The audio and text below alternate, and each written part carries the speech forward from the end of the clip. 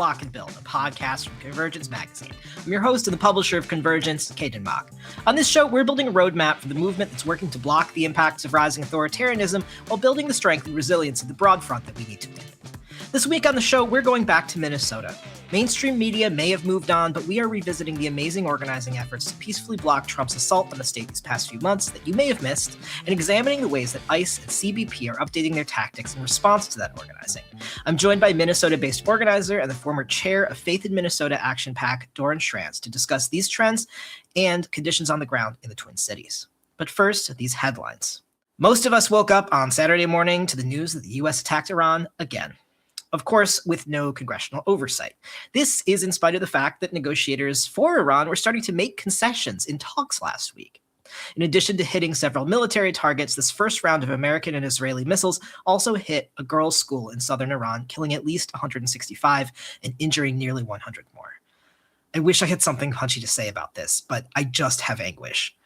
Iran retaliated by attacking largely U.S. and Israeli targets in the region, and Israel responded with strikes on Lebanon. The threat of this violence spiraling outward is pretty dire, and despite Secretary of War Pete Hegseth's claim that, and I quote, "we didn't start this fight," we really fucking did. Speaking of old Pete, last week's polling indicates that something like 6 in 10 Americans say they disapprove of military action in Iran, so he's been working overtime to try and retroactively make the case for these attacks. This foul work is being aided and abetted by both the media, which has switched into breathless war coverage mode, and many members of Congress who, in spite of this excursion's unpopularity, are happy to point out that the Iranian regime is anti-democratic and therefore American intervention is good, actually. If all this feels a little like a shitty remake of a movie from 25 years ago, you are not alone. Except this time, they're not even bothering to be consistent in their reasoning. Trump has jumped between claims of establishing democracy, ending a nuclear program, one that he's previously claimed to have destroyed, and protecting Americans. They're really just spitballing reasons and hoping that one of them is going to stick in the minds of overwhelmed Americans. Trump officials are simultaneously claiming that the war will take a few days and isn't about overthrowing the Iranian government, while Trump now claims it may last weeks and is definitely about overthrowing their government. Meanwhile, 3 American F-15 fighter jets were shot down by friendly fire.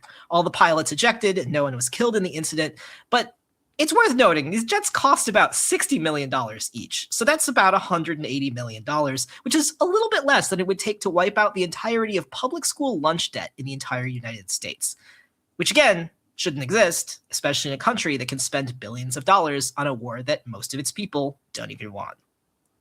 The other frankly weird story related to this that I want to touch on is the fact that Anthropic's text extruding machine, Claude, crashed on Monday morning due to surging demand.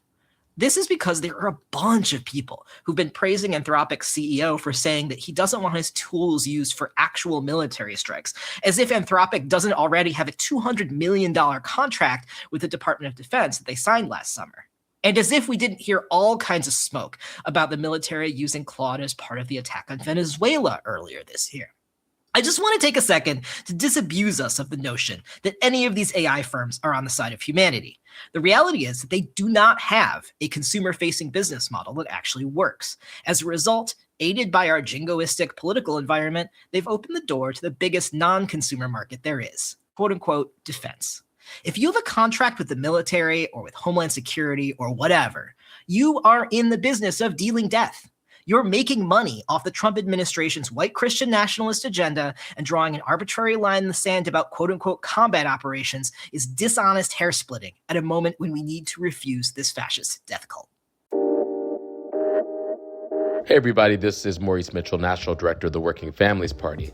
I read and give to Convergence because it has become a home for me to engage in critical analysis, find practical advice for organizing and strategy, and inspiration in the belief that a better world is not only possible, we can build it.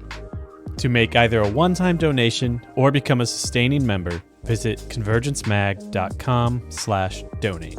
You can find a direct link in the show notes. Thanks for listening.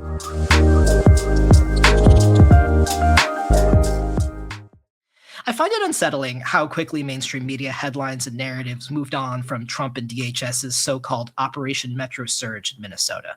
The removal of Greg Bovino and the quote-unquote drawdown was a concerted attempt to force our attention to move along, in spite of the fact that there's still a disproportionate number of agents on the ground in the state.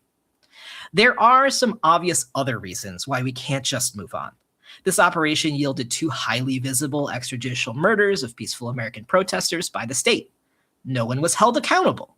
Communities are still grieving the loss of Renee and Alex Pretti, as well as the kidnapping and disappearance of thousands of their neighbors by DHS. The operation brought us perhaps the closest this country has come to civil war since the last one ended. But the administration has tried to leverage the nature of the attention economy to force us to dust off our feet and move on like it never happened. Internally at Convergence, we think a lot about the importance of being slow media, as well as preserving historic and institutional memory as a counterweight to the hyper-normalization of this dizzying MAGA brand of fascism. The administration pushes to normalize the violence being visited upon communities all over the country. We continue to see stories of abuse and overreach from DHS, which aren't making it above the fold in the mainstream press, like the story of Nurul Amin Shah Alam, a nearly blind Rohingya refugee who lived in Buffalo, who spoke almost no English, and who was dropped off by Border Patrol agents 5 miles away from his home and was found dead 5 days later, presumably after wandering the freezing city alone. So we're going back to Minnesota as the subject of this episode, because Minnesota still has lessons for us. I was joined last week by longtime Minnesota organizer and the former executive director of Faith in Minnesota Action PAC, Doran Schrantz. We discussed what she and her neighbors have experienced and continue to experience from Trump's DHS invasion in their state, including some crucial warnings and lessons for all of us. Have a listen.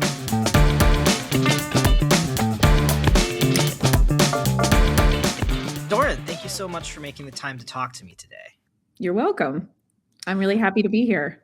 I mean, one of the reasons that I wanted to talk to you at this juncture is it really seems like the administration and DHS, and in a lot of ways this is enabled by mainstream and corporate media, that they can just kind of paper over what has been happening in Minnesota and in the Twin Cities over the past several months by getting rid of Greg Bovino, maybe like relocating some officers and act like nothing happened. But what are things on the ground like right now in Minneapolis? So your point is well taken. In the attention economy and in the cycles, Minnesota has moved out of the kind of center of the attention economy and mainstream media cycle. So here's what we can gather so far. And I just want to name explicitly that the lack of transparency of DHS writ large, and how many people they're detaining, how many people are being deported, who's in Texas, who's in the Whipple building in Minnesota. I mean, it's just like, this is overall a story of a fundamentally secretive agency that's operating domestically. Every piece of data that we have about what is currently happening has to do with personal witness and organizing and sort of gathering, basically the sort of system of our own citizen data collection and essentially our own counter surveillance of DHS and how they're operating. So it's hard to know for sure. And I guess it's secretive. And then the second thing you would say is that I don't know when they don't lie. It's basically trying to relate to a federal agency that's fundamentally non-transparent and lies. That being said, what we can see from the ground and what I'm going to report on is specifically there are the rapid response networks, people who are doing legal observing. There is a guy named Nick Benson who basically watches at the airport every flight that leaves out of Signature Aviation. There is online citizen ICE witness maps. So we kind of put those pieces together along with reporting to say what's happened. So here's what the picture looks like. They got rid of Bovino. Homan did do 2 things, it seems. One is there are absolutely less officers on the ground, but there are still, think 500 to 600 officers operating on the ground. To give you some perspective about that, pre-surge levels would actually mean 150 ICE agents for the Dakotas, Minnesota, Wisconsin, and Michigan. So right now we have 500 ICE agents operating in a consolidated way in southern, basically the suburbs of the metro and parts of southern Minnesota. What it looks like is kind of concentrated activity in particular places. So it's not done. So there's that. And then secondly, there are less deportations. So we see less people being flown out of the Minneapolis airport, shackled people that have been counted literally by a citizen data collector. And we, however, saw an increase in detainments of legal observers. And I would argue that one of the sort of massively underreported stories that has very significant implications for the country is the amount of surveillance that's domestic surveillance that is happening. There are lots of reports of legal observers, citizens being chronically surveilled by ICE officers or FBI agents or people in weird dark cars. It's like an X-Files episode. Honestly, really scary. I mean, it's really scary. Right, it's wild. really scary. It does sound like, an X-Files episode or like some comic book shit. Like, it's very weird. Yes, it's very X-Files.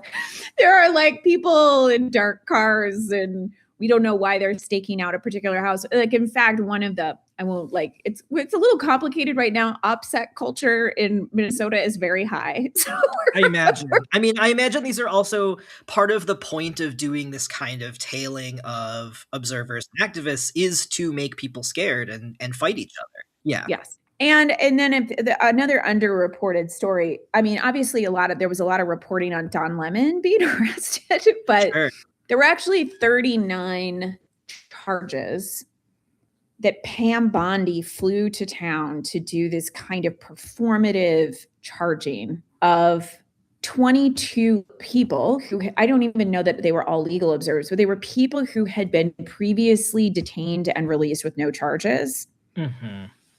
And then sort of performatively arrested them all, along with Don Lemon, Nikema Levy-Pounds, Georgia Ford, that. So there was a total, I think we've counted, there was a total of kind of 39 performative charges. Most of those people, the court cases, like they don't have much of a court case, which is a little bit of pattern of this entire experience. It's like lawfare as propaganda, as opposed to we think we're actually going to win in court. And the lawfare as propaganda strategy is absolutely about, there's like no other way to make sense of it other than both trying to capture a media cycle, spread a message, but also intimidation and repression. So if you have both you have the kind of like, it's like if you look at all the pieces, it's like lawfare, it's like all the parts of the federal government that are being weaponized for a strategy, from the DOJ to the FBI to DHS.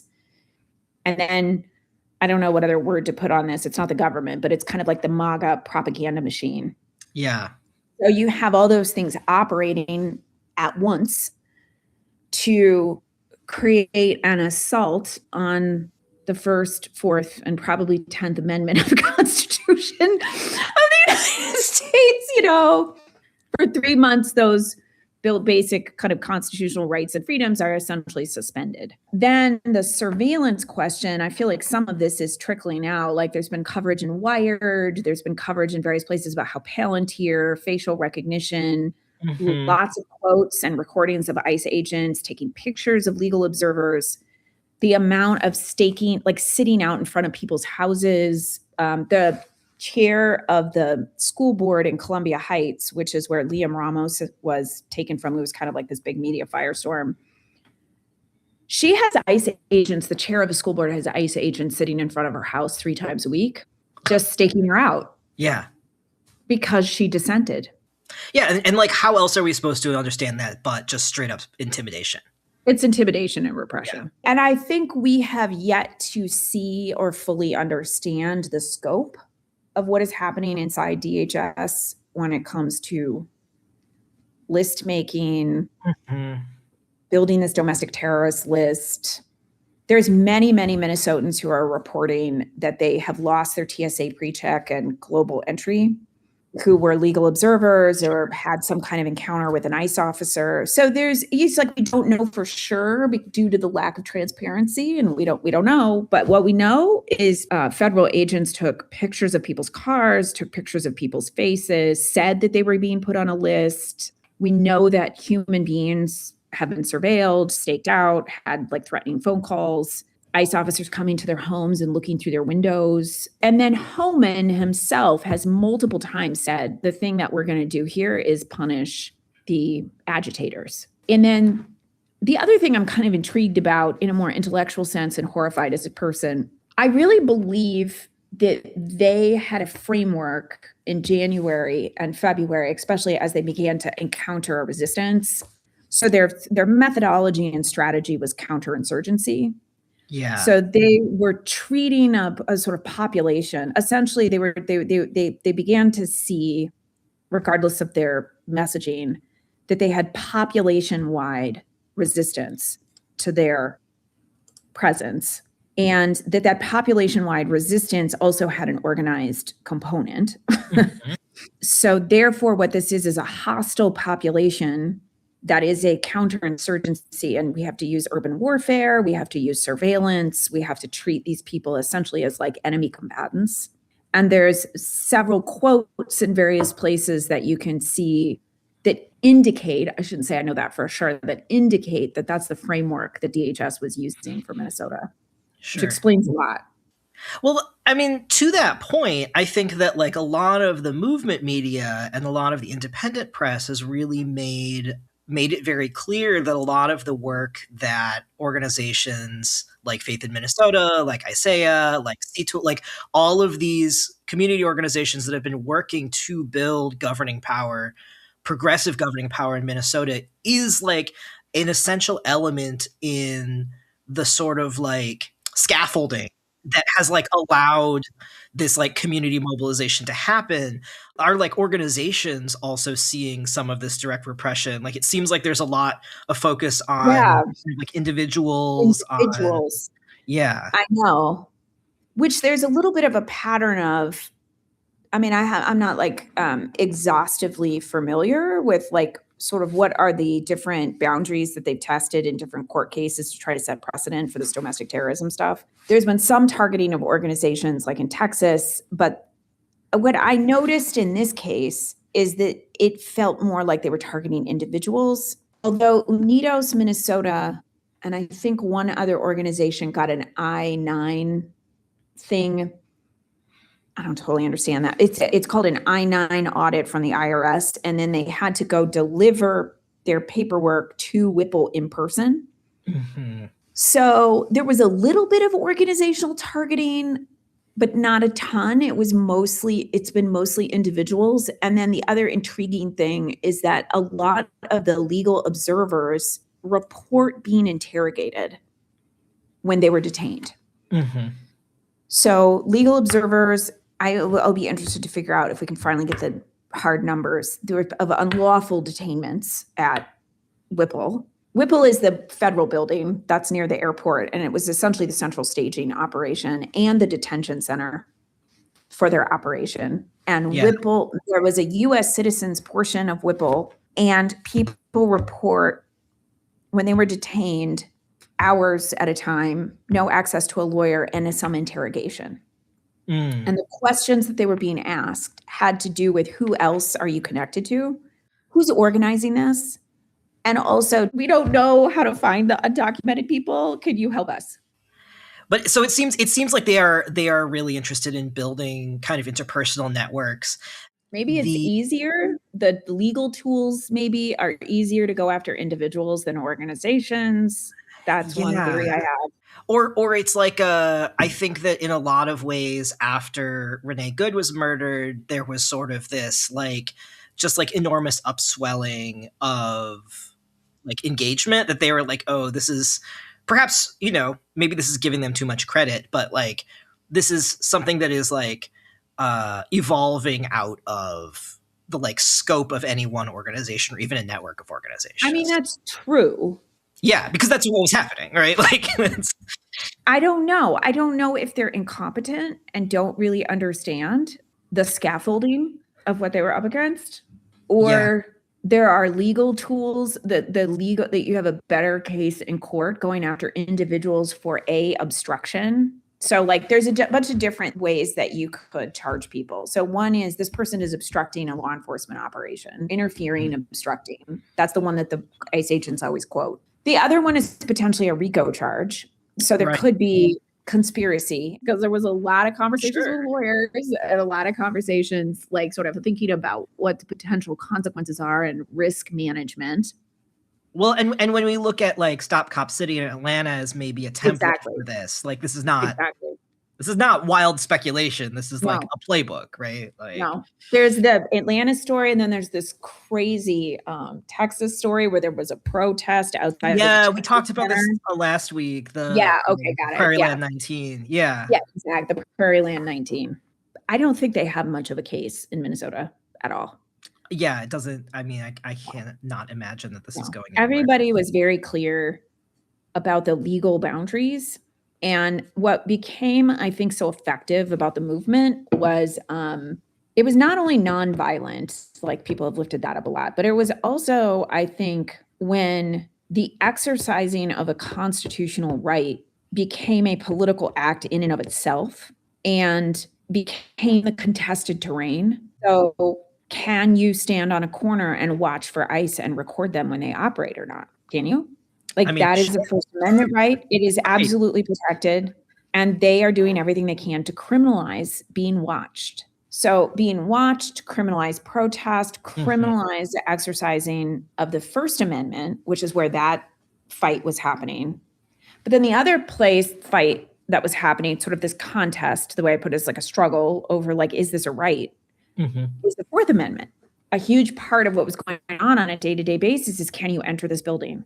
And most of the small businesses, hotels, like a lot of the contest that was going on and the organizing was educating people about their Fourth Amendment rights.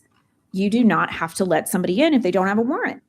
And a lot of what happened is that they would come in anyway. And the only way to get them out was a kind of direct confrontation. Do you have a warrant? Do you have a warrant? Do you have a warrant? You get out. This is my property. So that was happening in restaurants, small businesses. There was contests over parking lots. Can they stage on a piece of private property?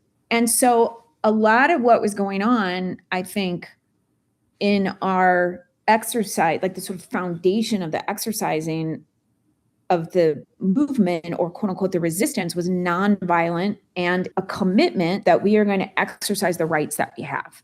And if you try to criminalize the First Amendment or the Fourth Amendment, it puts them on not great ground.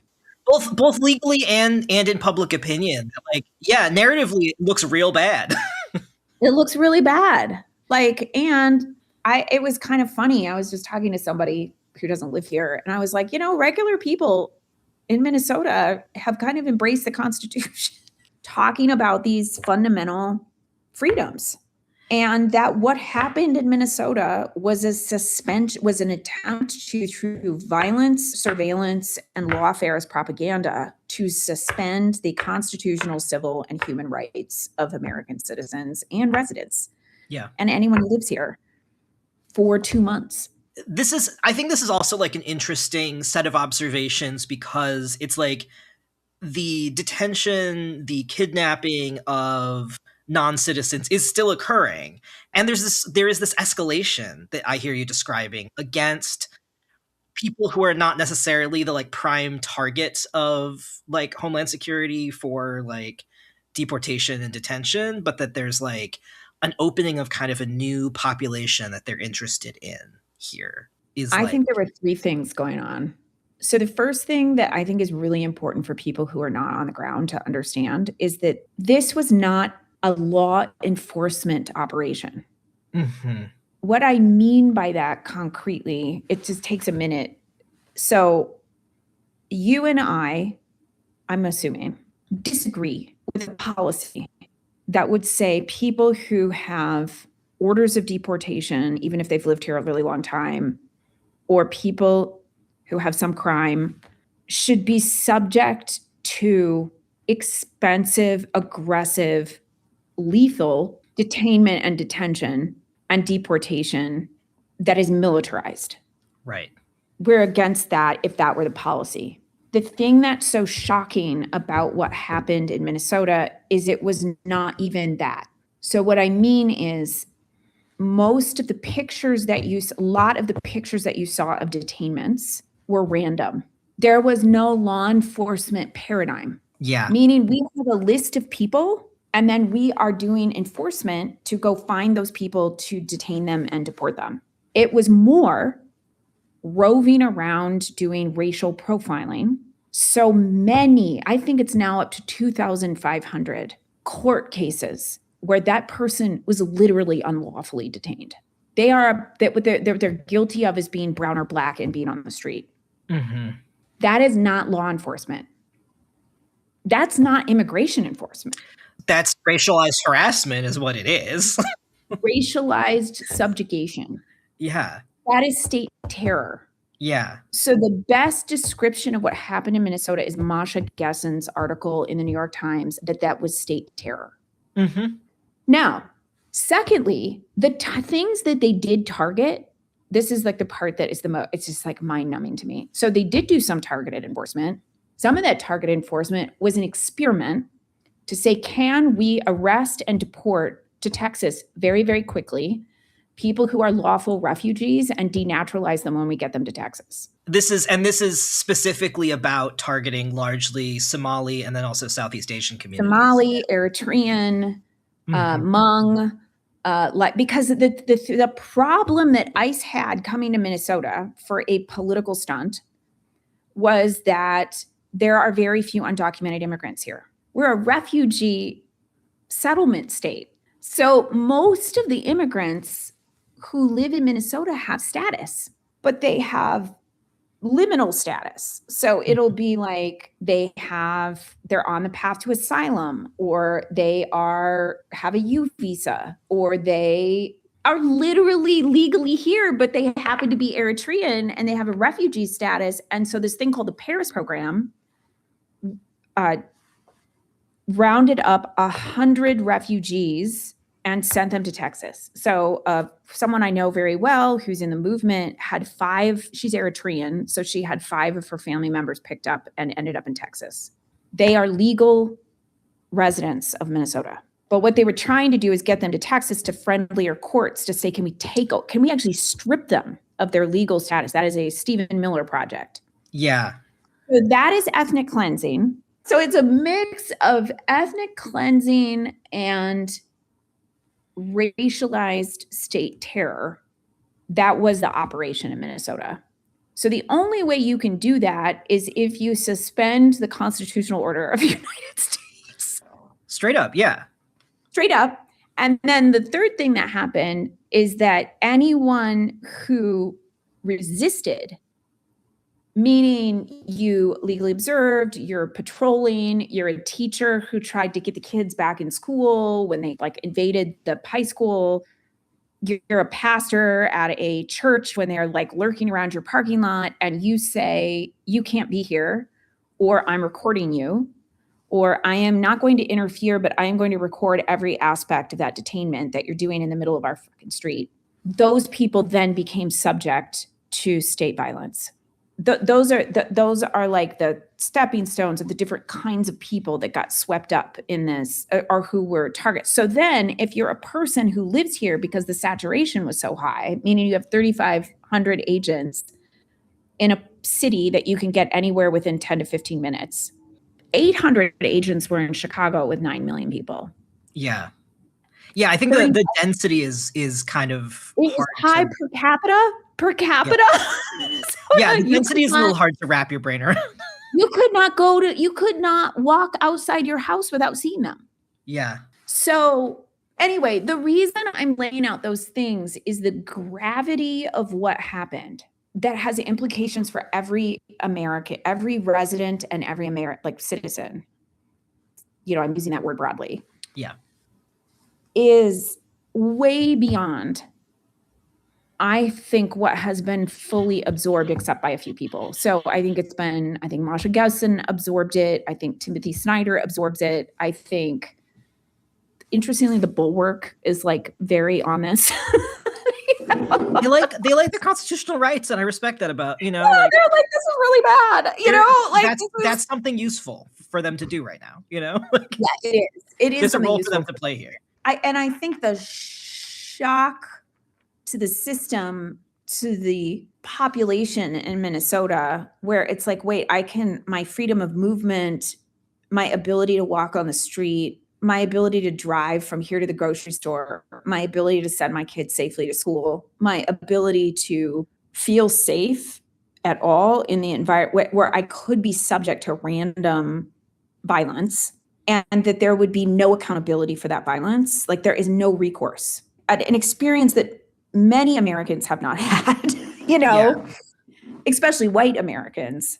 And it was a test of something like profoundly dangerous that I think we're just starting to absorb. And the worry I have about the media attention moving is not so much like, oh, it's still bad in Minnesota. I think the worry I have is more, do people comprehend the precedent that this sets? And how willing this administration is to abandon, like, all these boring words that mostly conservatives use: rule of law, the constitutional order. Right. Yeah.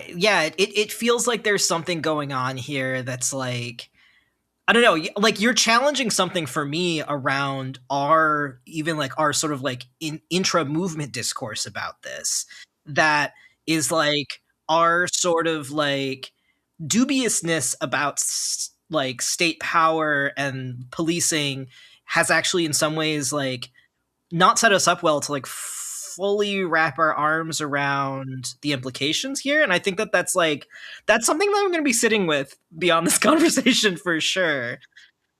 I think Ta-Nehisi Coates recently said something helpful about this. He said, what is happening with ICE and DHS is not unprecedented, meaning people in America have experienced state terror in various ways. Obviously, the Confederate South, Jim Crow, George Floyd. It's sure. Or indigenous people. That's not unprecedented, but this manifestation is new. And I think applying familiar paradigms or familiar experiences can be helpful. Like, oh, this is like this. But I also think it can be blinding. Sure.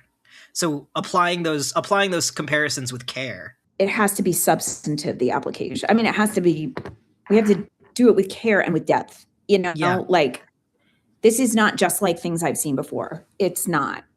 It's a new form of using state terror and lawlessness and just force to suspend the rights and freedoms of everybody in order to advance, basically to ensure compliance of a population. Yeah, because that also feels really different than, say, like, antebellum slave codes, right? Which are like written into the structure of the law, are specifically about controlling Black people, enslaved people, and free Black people.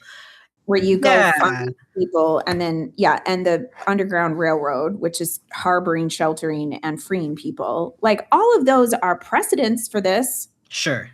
But there's something that is a shift about this, and that, I mean, it also sounds like the shift is palpable in the way that people are like feeling through this moment too, locally.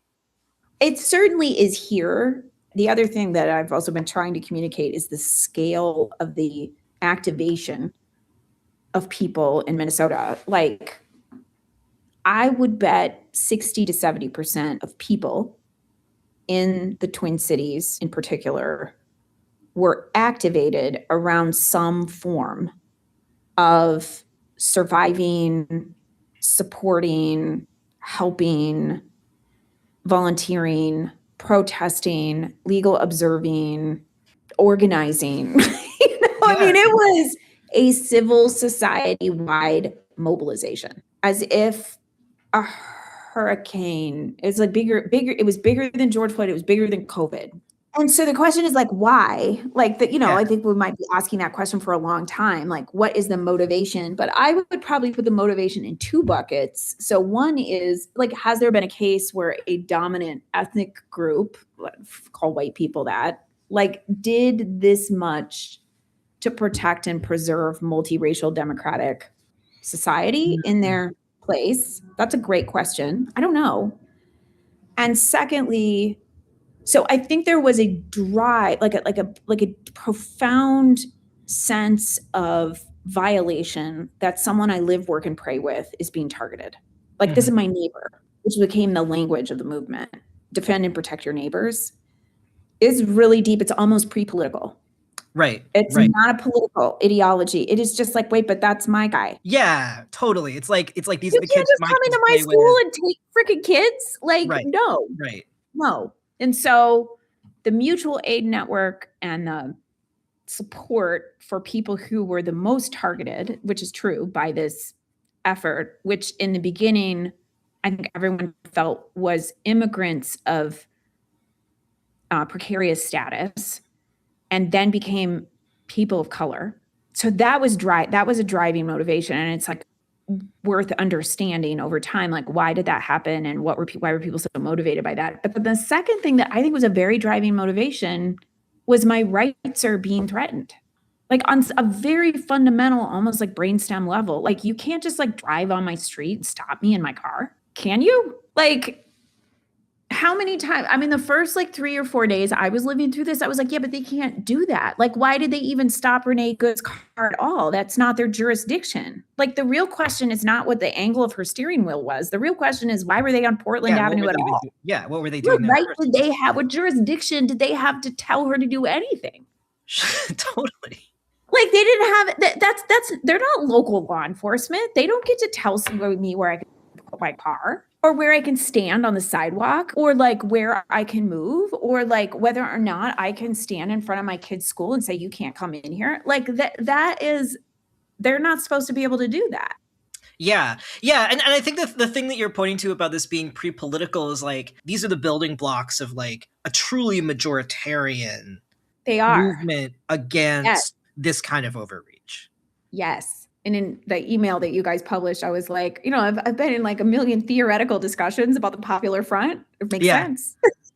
Yeah. It's like, I feel like there is also a level on which some of the like, there's some muscle memory around like George Floyd uprisings that like, yeah, I don't know. It's like interesting to me to see how this situation has kind of like rearranged some of the like core assumptions. It was an experience where there was there literally was, there was a common enemy, and everyone knew who the enemy was. So there was less like of the factional patterns of our interests being in contest with each other. I think it was authentic that local law enforcement, like in many cities around the metro area, were ambivalent at best about ICE, and some against it, because it's also an invasion into their jurisdiction. Right. And it certainly makes them look bad. They pulled over off-duty officers who were Black multiple times. So they were also, if they were not wearing the outfit, they were fair game. So there's that dynamic. The thing that I want to say about this that was it was incredibly scary to fully reckon with this was there was a period of this occupation in which people felt anger at their local elected officials, at Governor Walz, at Jacob Frey. It's like, why can't you save us? Why can't you do more to stop this from happening? What that really is, though, is a reckoning with it. They couldn't, or that would have been extremely complicated.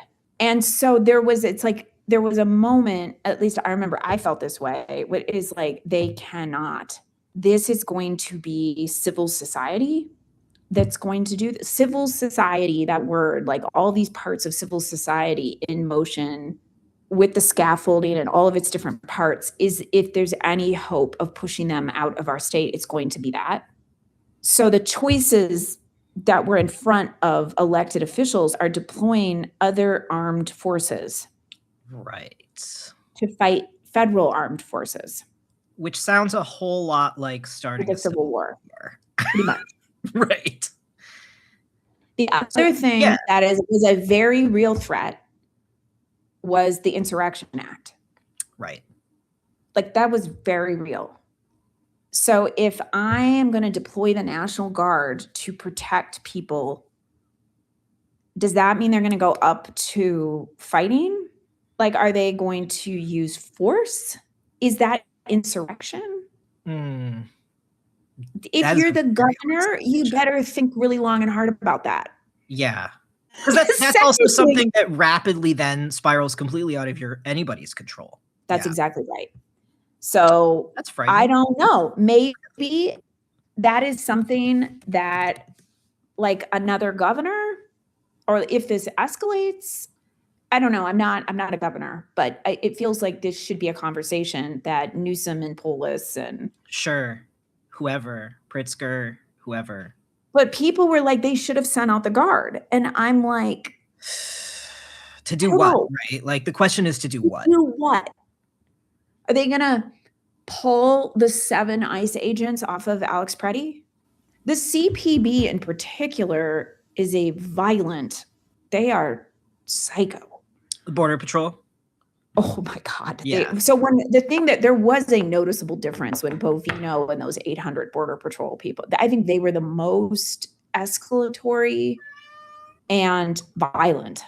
Anyway, so at that time, I'm like, yeah, the Border Patrol will shoot back.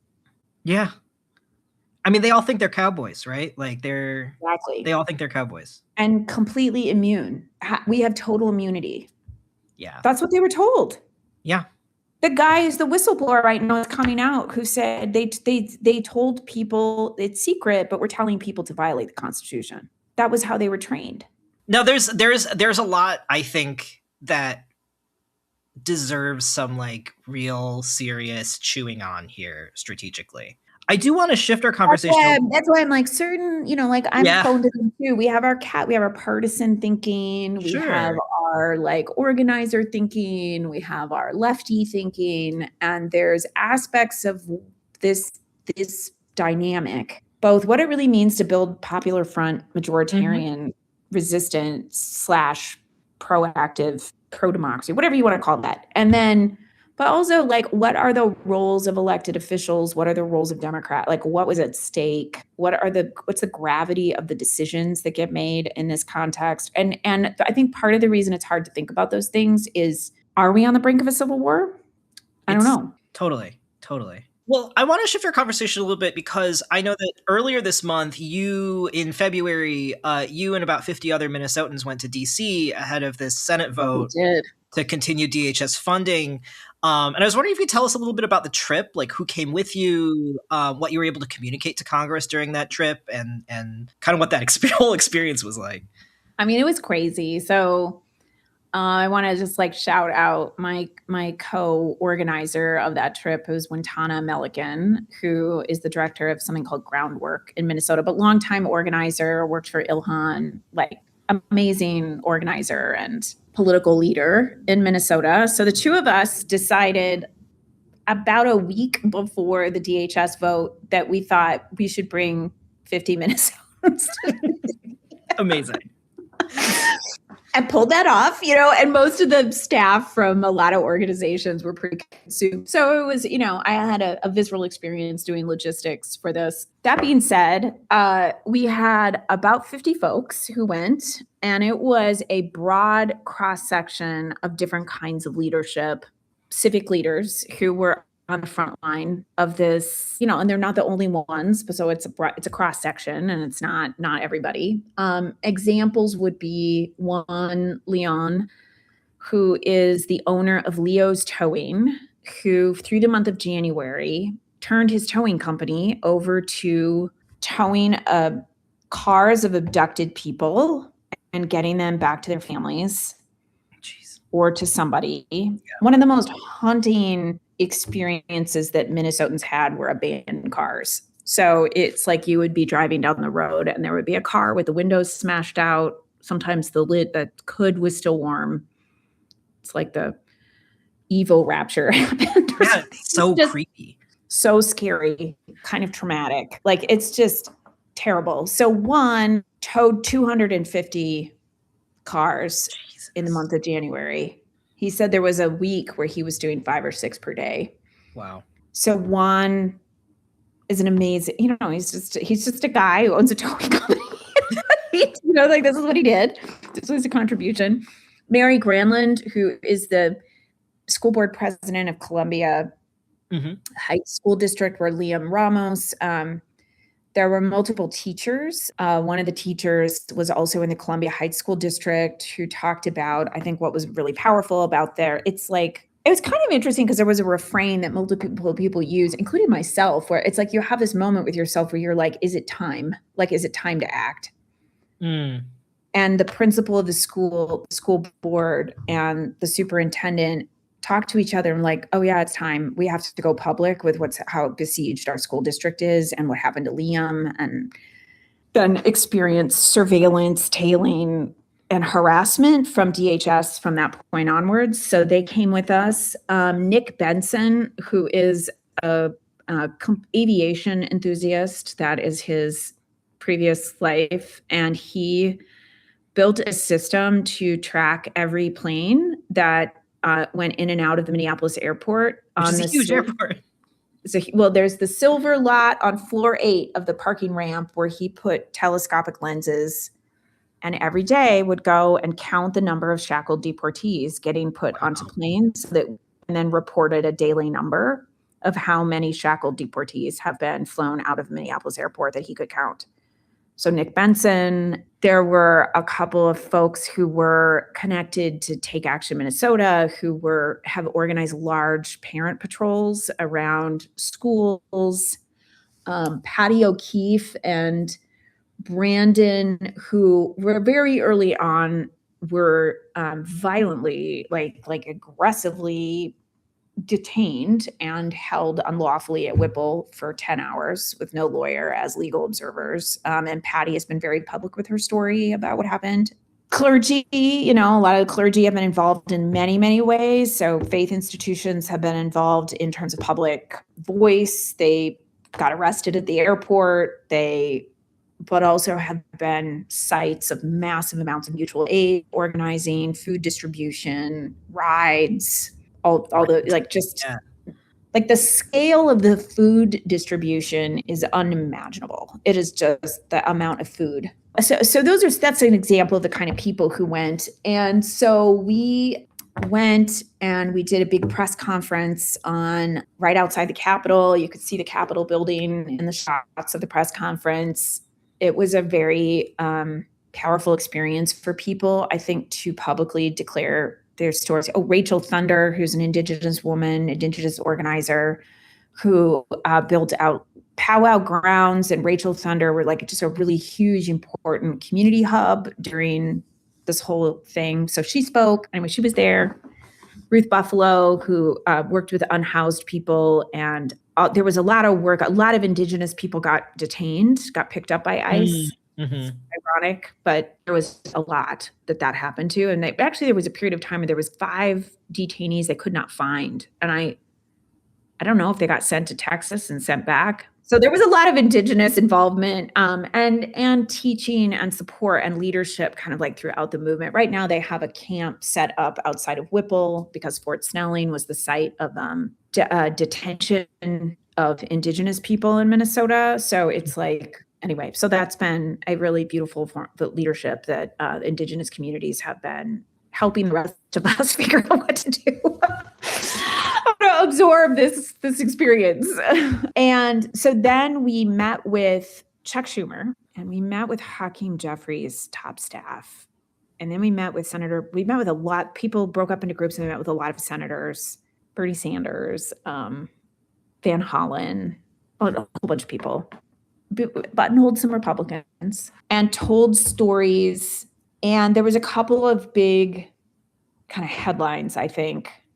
One, they were on a path like vote no, or at least to hold up DH funding for now. I think having 50 Minnesotans in their face that day was very helpful. And then what struck me in the conversations with congressional staff was two things. One, they were tracking pretty closely, like a bunch of the violations that ICE, the abuses, excessive enforcement. I think they themselves struggled to understand the scale of that lawlessness.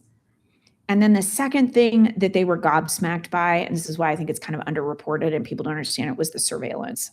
Yeah. Was the repression tactics, treating a population like a counterinsurgency and sort of repressive surveillance. So I hope that the conversation goes beyond, I mean, it's not even just like abolish ICE. It's what it is we need to have a conversation about how we built DHS in response to 9/11. Yep. And at the time, a shit ton of people were like, this is a monster, like sitting, waiting to happen. It's basically like a civil liberties constitution violator machine, And so if you have like a hyper malicious federal government that decides to weaponize that on Americans, it's completely equipped to do that. Like that's what it's built to do. Yeah. So if you want to turn people who live in our country into domestic terrorists and domestic enemies, like it's built to do that. Yeah. Yeah.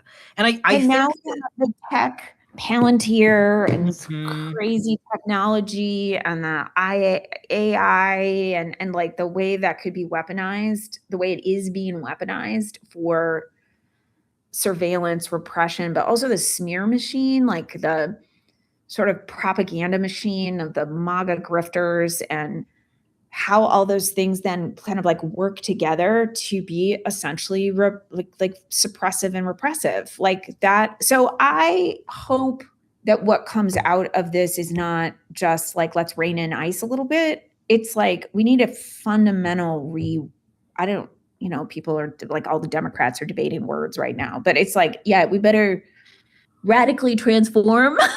I mean, honestly, it's like there's like a DHS like war on terror, truth and reconciliation process that we need to have, honestly, right? That's like looking at the impact of this on people who live in the US or who visit the US, but also people around the world. Like I feel like, yeah, like every couple of weeks there's an article about how basically these technological systems were tested on Palestinians and now they're being used on people in fucking Minnesota. Like Palestinians, probably Iraqis, like people in the Middle East, Afghans, Muslims who live in the United States domestically. Like I think what the sort of general population of people, the majoritarian conversation needs to be, like we looked the other way on some of these things because it was some other people. Or we were sold a bill of goods that it was going to make us safer. Or we were sold a bill of goods that it was going to make us safer and they were going to go after criminals. Like basically any trust that that's true is broken. Yeah. And so I think it needs to be taken down to the studs. And like, I mean, I don't have the policy solution to it, but I hope that what struck me in DC, besides, whoa, these people are very, in their bubble here. Sure. Oh my God. But the other thing that struck me was like, it's like I left with this question of how do we break open? If we have a renaissance, let's say the good things happen and the trajectory of history because Americans and residents and people who live in the United States decide we're not doing this. Overall, MAGA project, a part of the aftermath has to be a reckoning about DHS writ large. No, I think that's quite right. And I think that like there's something that's just like, to me, the thing that's heartbreaking about all of this is people were saying this from day one. I know. Just like people also said we should regulate the tech companies and we didn't do it. Yeah. And here we are. No, as someone who's 51, it's like I keep having these haunting moments of like when 9/11, the Patriot Act. Yeah. I remember when there was a debate about the internet. Like, shouldn't it be treated as a public utility? These big companies need to be regulated. They should not have a monopoly on this technology. And we let all those things go by. And here we are. Not only did we sort of let them go by, but like they were a step ahead of us almost this whole time. right? Like they knew what was at stake, and they were like, here's how we're going to make our money.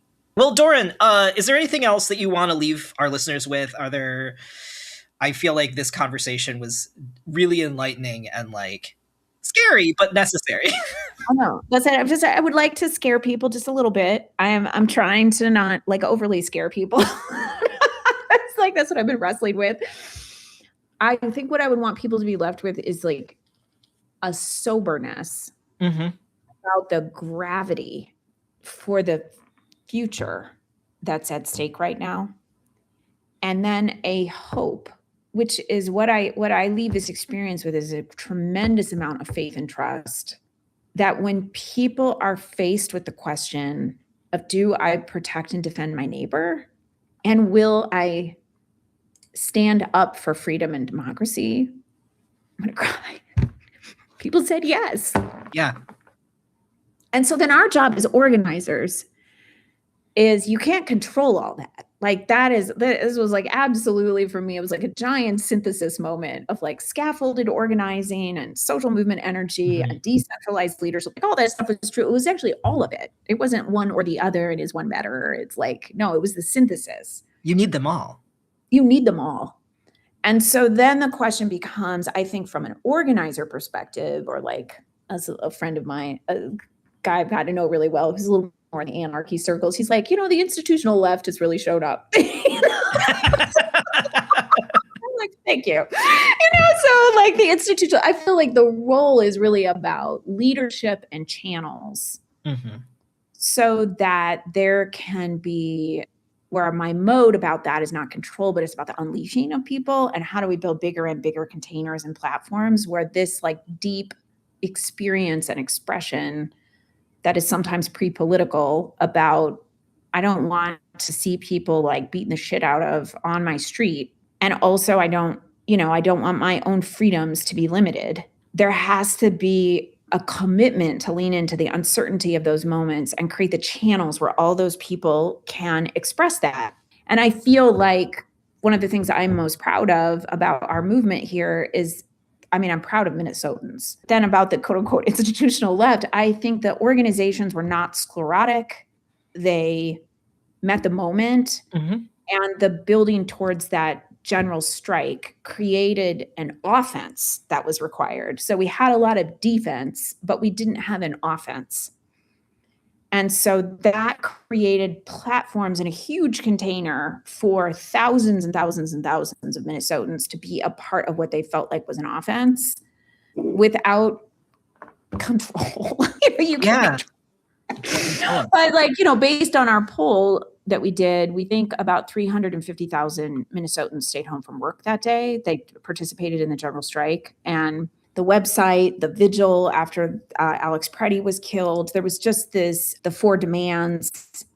The website kind of created an ability for us to turn this incredibly organic, powerful movement into an offense. So those are so I think you should be scared and also feel a lot of hope. Yeah, no, I thank you so much, Doran, for sharing all of that. Thank you so much for your interest. Yeah, no, I always appreciate like deep strategic insight that you have that's both taken this sort of like high level view, but also it's like, I'm here on the ground with humans.